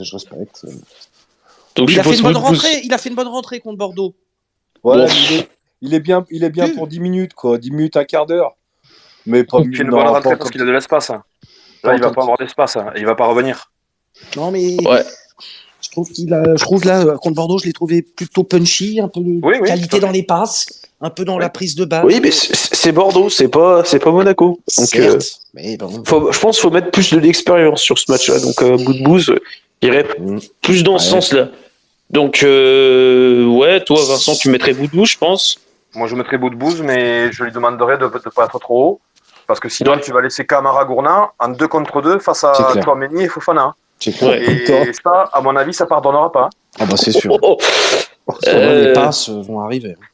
Et puis du coup, donc on est fixé sur un milieu plutôt haut, donc Boudbouz associé à Gourna, et puis en 6 Camara, ça se ferait une espèce de milieu, on va dire à 3, un petit triangle, avec un 6 comme Camara, et puis 2 plutôt 8 comme des joueurs un peu en 8 comme Boudbouz et Gourna. L'attaque, est-ce qu'on a vraiment le choix de choisir en attaque? Ce sera, je pense, du Bouanga Kazri. Bah ouais. Oui, je pense aussi. Si les deux sont opérationnels, il faut y aller. Parce que Kazri, il est pas à 100%. De toute façon, on le voit dans son jeu aussi. Oui. Il n'est pas revenu totalement et il en est encore un peu loin, je trouve. Mais c'est normal aussi. Il a été absent quelque temps. Oui. Donc je pense qu'il va le garder. Moi, je suis pas sûr que Kazri soit titulaire. Hein. Ouais, c'est ça. Sur un match comme Monaco. Moi, s'il le met titulaire, il le fera pas jouer. Il le fera jouer max 60 minutes, quoi. Il ne peut pas le faire jouer trop longtemps. Bah oui, logique. Mais moi, je préférerais qu'il le fasse entrer en jeu que le mettre titulaire. Moi, je verrais ça. Moi, je pense pas qu'il soit titulaire. Donc du coup, on met qui en attaque? Branga Nordin, avec toi, alors. Il va remettre Branga Nordin. Oui. Et Kazri va se regarder sur la dernière demi-heure, parce que Kazri, c'est plus un attaquant. Et ouais. Et d'ailleurs, j'ai une petite nouvelle pour toi, Snow, parce que je sais que tu vas peut-être l'aimer celle-ci, et que beaucoup vont l'aimer. Je me Apparemment, prépare. Vas-y. Romain Mouma serait de retour dans le groupe. Oui. Apparemment, il serait de retour. On a besoin de lui. Ouais, on a besoin de lui pour 10 minutes, voilà. Quelque part, mais on a besoin. Et Sako s'est mis à recourir. Ah oui, bon, ça, au moins, c'est la bonne nouvelle, on va dire. Il s'est remis à courir, mais est-ce qu'il sera là pour au moins le dernier match? Ça va être compliqué, je pense. Donc, Baki on est Sako, d'accord. Baki Les Sako, gars, vous personne ne misez veut le sur, voir. Hein. sur des clics. Donc, du coup, on s'est mis d'accord. Donc, ça fera une attaque Branga Nordin, vu qu'on met du coup Kazri sur le bord. Donc, ce qui fait. Donc, la compo, je vais la résumer. Bernardoni dans les buts. Une défense à 3 avec Nadé, Mangala, Moukoudi. Sur les côtés, c'est Silva et Tube. Au milieu de terrain, donc ils seront 3 avec Camara, Gourna, Boudbouz. Et en attaque, ce serait Branga Nordin. Donc en système, on aurait choisi un 3-1-4-2.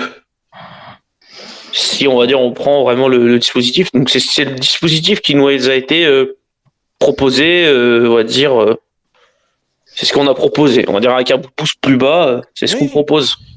Donc, messieurs, la compo a été faite. Après, je ne sais pas si d'autres ont fait des compos. Je vais regarder le hashtag. Ou est-ce que d'autres ont voit une autre compo? Ou est-ce qu'il y en a qui veulent monter? Non. Écoute, en termes de compo, je vois pas d'autres. Mais ouais, si certains veulent venir, échanger. Ouais. Du coup, messieurs, vu qu'on en est là, fais un petit tour au niveau de, on va faire un petit tour au niveau notamment donc de si on regarde si au niveau du hashtag s'il y a des comment ça s'appelle des petites interventions notamment donc au niveau de la composition et après on va également au niveau des pronos si au niveau du sondage pronos il y a eu quelque chose et après on clôturera cette émission ce soir. Bah écoute, là moi j'ai pas le sondage pour nous, mais j'ai le résultat du sondage pour la mission impossible en tout cas.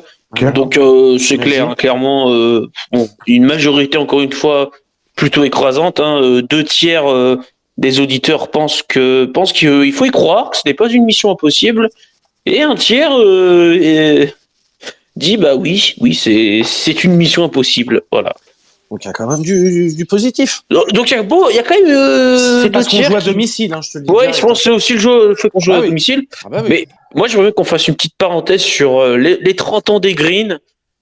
Ce sera c'est samedi. Donc hommage, les joueurs. Exactement, rendre un bel hommage. On leur souhaite, je souhaite un joyeux anniversaire forcément aux Greens qui ont décalé en plus leur anniversaire. Ça, c'était à cause de la neige, et oui. Bah ouais. Mais ça va être, je pense, que ça va être beau. Il va y avoir une très très belle ambiance. Oui. Je ne peux que vous encourager, messieurs qui n'ont pas pris leur place, à aller la prendre. Il reste des places. Les gars, pour le cockpit, il y a encore plein de places. Je suis allé sur le site tout à l'heure pour un collègue. Il y a encore plein de places. Alors, allez-y si vous allez baisser. Remplissez la Sud et surtout allez donner votre voix pour la Sud, messieurs. Allez donner votre voix pour cette magnifique tribune Sud qui répond toujours présent. Et bien évidemment, allez voir aussi du côté, donc pour les personnes qui arrivent un petit peu en avance, allez voir également donc nos amis Julien et Jérém du côté. Donc si je dis pas de bêtises, on est d'accord, hein, c'est vers l'entrée de l'Étivalière, hein, Julien. C'est ça, c'est les food truck qui est vers l'entrée, au plus proche de l'entrée de l'Étivalière. Ok, de toute façon, il y aura un drapeau. C'est ça. Si j'oublie pas le drapeau, il y aura le drapeau. Le magnifique drapeau des socios. Si c'est le drapeau, le vrai drapeau, celui qu'il faut un rouleau à tapisserie pour le repasser. Pour le repasser, écoute. Tu l'oublies pas parce que je veux ma photo moi à côté. J'essaierai de pas l'oublier. Donc tu l'oublies pas et donc effectivement voilà, vu que je vais participer à l'anniversaire des Greens, je serai présent aux côtés de Julien et Jérém pour Bah, pour donner un coup de main, s'ils ont besoin d'un coup de main, tout simplement. Donc, tu vas voir ça de près alors. Effectivement. Puis passer les voir, hein, honnêtement, voilà, pour le projet Socios, c'est important, allez leur donner de la force. On le répète, hein, c'est un projet très très très sérieux. Donc allez-y, allez sur le site Socios Vert, renseignez-vous. En plus, ils ont même fait des petites vidéos explicatives. Et puis ils ont recruté quelques anciens joueurs. Ouais, on a encore quelques-uns à annoncer. Ouais. Ah, vous avez des noms à annoncer moi, je sais qu'il y en a un. Ouais, il y a eu un spoil qui a été fait hier. Ouais. J'ai pas entendu. C'était assez violent de la part de Jérémy. Et puis là, je vois le compte Poker Populaire. Donc, si c'est, je sais pas si c'est Jérémy qui s'écho. Mais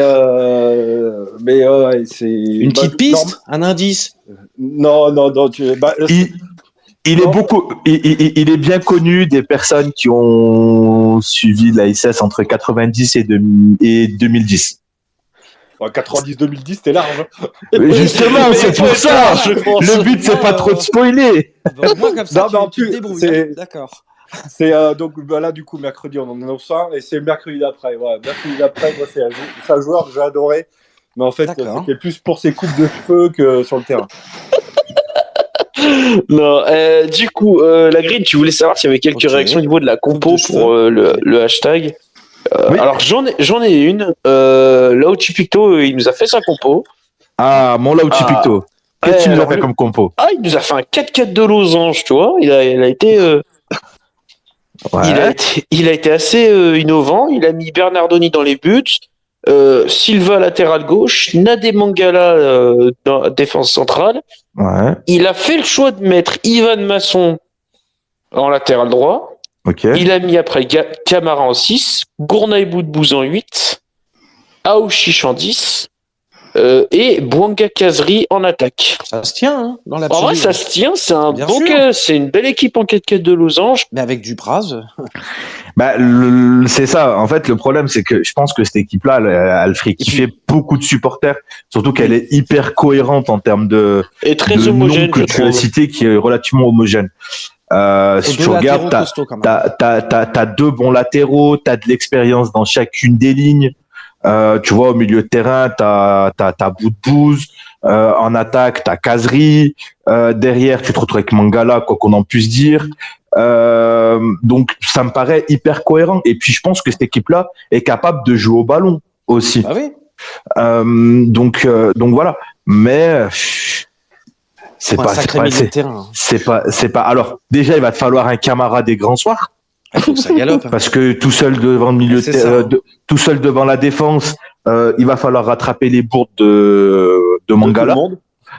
Et voilà, exactement, les pertes de balles de Gourna et les pertes de balles de Boudbouz. Donc ouais, il va falloir vraiment qu'il cavale. Mais après, oui, offensivement, par contre, ça a de la gueule. Tu te dis que c'est une équipe qui peut aller te marquer des buts. Maintenant. Non, mais Dupraz, il va pas changer.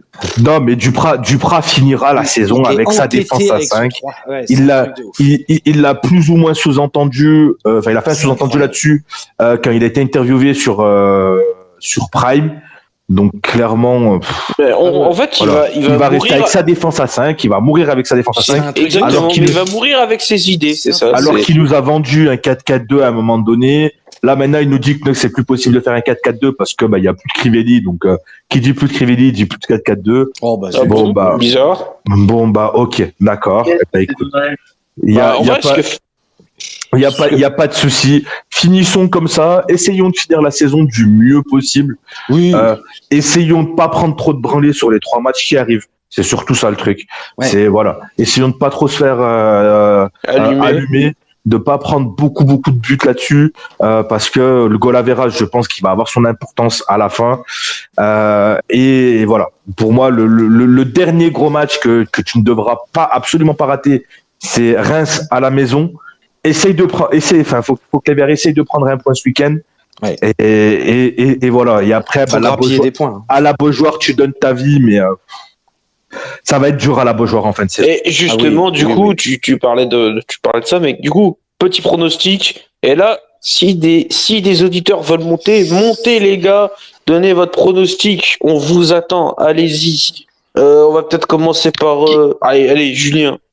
Oh putain. Je vais te Allez, mettre lance-toi. direct. Allez, vas-y. Non, mais je l'ai dit tout à l'heure. Hein. Donc tu vois un 3-0 Ah oui, 0-3, toi. 0-3. Ah. et but de qui, tiens, allez, t'essayes de me donner des Ah, c'est buteurs. dur. Oh, des buts à Monaco. Bah, de toute façon, il y en a un qui va mettre son doublé, à mettre son 20e et 21e. Oh bah merci. Et, Ah ouais, direct. et un but sur corner, donc un défenseur de Monaco. Ok, donc au moins un résultat, une très belle performance de la Saint-Etienne. Mais ça sera pas un mauvais match. Mais moi, je préfère perdre 3-0 et en disant on a fait ce qu'on pouvait que perdre 1-0 et être pitoyable. Oui, bah c'est toujours C'est sûr, hein. plus valorisant de perdre dans la dignité, hein, c'est sûr. Voilà, on a perdu, on a pris les 3-0, on sortait du stade, on a tout cassé, mais on savait qu'on pouvait pas faire mieux. Oui. Louis, du coup, t'as un petit pronostic? Oui, j'en ai un. Alors, j'ai peur de vous faire peur.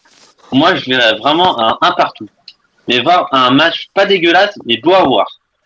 Et en buteur, je dirais, déjà, on se prend un but sur penalty de Wissam Ben Yedder. Et un but à la quadrille, comme ça, on fait encore une remontée, comme on fait à chaque match, vers, on va dire, Ben Yedder en première mi-temps et Wahbi Khazri. Je suis un petit coup de génie sur un petit coup franc en début de deuxième période. Ok, donc un partout pour toi. Ouais. Ouais, donc quand même un bon résultat pour les Verts, donc un petit match nul. Vincent, est-ce que toi, tu as un petit pronostic à donner sur ce match? J'hésite entre une défaite 2-1 et un match nul. Oh! Ouais. Mais déjà, Monaco va marquer dans le premier quart d'heure. Ah! Voilà. Pour pas changer. Bah oui. Mais C'est pas étonnant. ouais, ça change un peu, quoi. Ouais, ça c'est. Mais ouais, 1 ou 2-1. Je les vois pas gagner contre Monaco et un match nul, ce serait déjà une belle opération. Et du coup, t'aurais des buteurs en tête Attention à Vanderson, peut-être aussi Voland. Et côté Sainté, on va tourner un peu. Boudbouz peut-être hein. Oh. Ah, Boudbouz, oui, pourquoi pas. Ça change un peu. Oui. Mon petit Snuggies. Oh, écoute, moi, c'est pareil. Alors, dans mon cœur intime, j'ai envie de dire 1-0 les Verts. Parce que, et puis si je suis lucide, je vois un 2-0 sec de Monaco. Bonjour, au revoir. Quoi. Mon cœur balance. Je dis 1-0 les Verts. Je dis 1-0 les Verts. Et buteur? Un corner dégueulasse, confusion et un pointard de Camara. Ouais, bah Camara qui traîne, un pointard. Voilà. Un pointard qui Camara. À la 90e, voilà. Ouais. Après la 78, après la 76e, j'ai un flash. Ouais. Ah, il a vu la voyante, ça y est. Bon, la Green, est-ce que tu as un petit pronostic? Je suis en train de réfléchir, franchement, j'ai vraiment du mal. Si je suis optimiste, je dis un partout. Si je suis réaliste, je dis 3-1 pour Monaco. Ouais. Donc 3-1 pour Monaco. 3-1 pour Monaco? Ouais, si 3-1 pour Monaco et tu fais l'exploit en faisant un partout à la maison. Ouais. Mais voilà quoi. Et on va dire que ton prend résultat réaliste, donc les buteurs.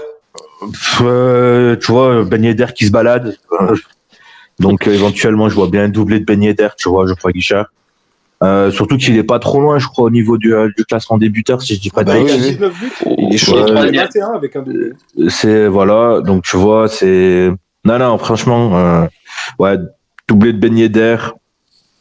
Et allez, pourquoi pas un Chouameni s'il joue. Ok. Et puis le buteur côté stéphanois. Sainté. Réfléchissons un petit peu qui peut marquer, mais je Silva sur corner, tu vois. Silva. Grosse cote. Très gros la cote. Tu vois, le but improbable, tu vois, qui va te donner justement le fameux un partout, et après tu t'écroules, t'en prends deux. Un corner rentrant? Non, je rigole. Non, pas un corner rentrant, non, mais tu sais, il va traîner quelque part à la grinta, parce que justement, c'est un mec qui a beaucoup de grinta. Oui. Donc, tu vois, à l'arraché, tu vois, il te met un truc, il te pousse le ballon au fond du filet, ou je sais pas moi, Bouanga qui va mettre une frappe sur ce corner-là, qui va être dévié, et lui, il va traîner, il va mettre le pied pour... Cafouillage. Tu vois, voilà, un but un peu comme ça, là, tu vois. C'est le seul que je vois traîner dans les parages, là, tu vois, pour aller mettre ce pied-là. Et donc, du coup, c'est simple. J'en vois que deux à être capable de faire ça, c'est Camara et Gabriel Silva. C'est les deux seuls joueurs que je vois capables de marquer des buts comme ça. Donc, conseil aux parieurs, les gars, si vous voulez faire un petit pari fantasy, c'est Gabriel Silva buteur. Samedi. Ouais, un fun, ouais. La cote est là, donc pas plus de 5 euros, les gars, sur ce pari-là. Hein, c'est voilà. Évitez de mettre trop d'argent là-dessus. Bon allez, je rembourse personne. Hein, moi, j'oblige personne à jouer. Je rembourse personne. Dans la limite de ce qu'on peut perdre. Voilà, vous venez pas me voir. Voilà. Par contre, si ça gagne, venez me voir en privé. Je suis partageur. Ah oui, carrément. Du coup, moi je vais terminer pour les pronos, on va dire, de l'équipe, mais après je vais faire les pronos des auditeurs. Moi, clairement, je vois une défaite 2-1 de la Saint-Etienne. Et puis, si on fait pour moi un bon résultat, ce serait de faire un 1-2 partout. Mais dans le 2-1, je vois un but, un doublé de Ben Yedder. Et puis, côté stéphanois, Bouanga, parce qu'il aime bien marquer contre Monaco, j'ai remarqué. C'est un petit peu son équipe fétiche. Il a souvent marqué contre Monaco, donc le petit Bouanga qui marque un petit but, donc ouais. Et puis, pour nos amis les auditeurs, alors ils ont été plutôt nombreux à nous mettre des pronos, donc j'ai commencé. Ludo nous met une victoire de Santé, 2-1 avec un but de Bouanga et de Mangala. C'est super. Et Sofiane Diop marquera le but pour Monaco. Dimé nous met une défaite de l'AS Saint-Etienne 3-0, sec et net. Lauchi Picto nous met le choix du cœur, victoire pour les Verts 2-1. Elle nous a pas mis les buteurs par contre. C'est dommage. Elle met la victoire. Alors, au moins il met la victoire. Et puis, alors par contre Leïla nous a mis son prono et elle est pessimiste. Elle est très très pessimiste. Voilà. Défaite 4-1 de la Saint-Etienne. Et pour te faire plaisir quand même, Snow, le but sera inscrit par Romain Mouma. Oh, les millions. Ah ouais. S'il y a 4-0, à Mouma, il rentrera pas. Non, mais. Vers 4-1 au chaudron, but d'Amouma et il se fait des croisés, fin de carrière pour Amouma. Mais la Gapard, si on prend un 4-5-0, ça envahit le stade? Non, ça risque de péter quand même, je pense. Ça va gronder fort, non? Ça va gronder, mais peut-être pas péter non plus super violent. Mais ça bougera pas. Il y aura une bronca et puis on s'arrêtera là. Et puis, attends, je finis. Il y a Tom Teto qui nous met. Alors, lui, il nous a pas mis de prono, mais il voit clairement la victoire de la Saint-Etienne dans les dernières minutes pour faire exploser le chaudron. Oh oui. Et puis. Oh, ça serait génial. Et puis, du coup, le résultat du sondage, bon. Alors là, quand même, ça me surprend. Beaucoup d'optimisme, j'ai envie de dire. Et oui, il y a une majorité qui nous voit gagner, hein, clairement. C'est plus fort que nous. Il y a, on va dire, deux cinquièmes des auditeurs qui voient pronostic un match nul, et puis un cinquième des auditeurs qui voit une défaite. Donc clairement, positif. On voit un résultat positif. Ah bah tiens, Hugo vient de nous mettre son prono, je viens d'arriver. Il faut une victoire 2-0 avec un doublé de Colo. Non. Ouais, ben oui. Alors là, c'est un doublé de Colo. Sinon, je veux que tu fasses un gros, tu mets un tweet genre, j'ai toujours adoré Colo Djezzak, c'est l'homme de ma vie. J'ai le clavier qui ne fonctionne plus. Déjà, je suis même pas sûr enfin, il faudrait faire une cote en fait déjà Colo titulaire et juste rapidement avant de terminer en termes de compo, parce qu'il y a une belle compo là qui est sortie sur le Space ACS de Julien TL. Ouais, Julien TL, j'ai vu. Avec donc on est sur un 4-4 de Losange ou un 4-3-3 avec un faux numéro 9. J'ai même plus envie de dire 4-3-3 avec un faux 9. Avec donc une défense à 4 Sylvain Nadé Mangala Masson. Gourna devant la défense, Camara, Youssouf. Donc ça fait un gros milieu très très travailleur, beaucoup de densité. Et d'ailleurs c'est ce qu'il dit. Donc devant en gros Bouanga, Nordin et Kazri derrière eux. Et ouais, pareil, ça fait du ballon, ça travaille bien au milieu de terrain, mais c'est pas dans les idées de Duprat. Mais oui, c'est une compo que j'aime bien. Ben ouais. Ouais, en fait, c'est une compo que déjà, c'est ce genre de truc avec la densité au milieu de terrain, ta profondeur, ça nous plaît, ça nous parle, mais en fait, le problème, c'est qu'on l'a jamais aperçu. oui, mais le problème, c'est contraire à toutes les idées de notre soi-disant mentaliste, le super génie, voilà. Bref, vous voyez, hein, Ouais. donc comme ça fait pas partie de ses idées et que il y porte jamais dans son cœur, on n'y verra jamais, hein. C'est ça. Voilà. En tout cas, les amis, un grand merci à vous. Merci à Julien, merci à Leïla, merci à Louis, merci vraiment à toutes les personnes, auditeurs comme intervenants. Encore une fois, un grand merci à tout le monde. Enfin voilà, il y a eu des aides. Merci à la régie également qui organise ça ce soir. Et puis, voilà, on se retrouve pour les personnes qui vont à Geoffroy Guichard ce samedi. Sinon, donc, jeudi prochain pour faire le 20e déjà, le 20e Space Actu Synthé. Les amis, je vous souhaite une très très belle soirée. Merci encore à tout le monde. Et puis, merci à tous. Allez les Verts. Allez les Verts. Bonsoir à tous.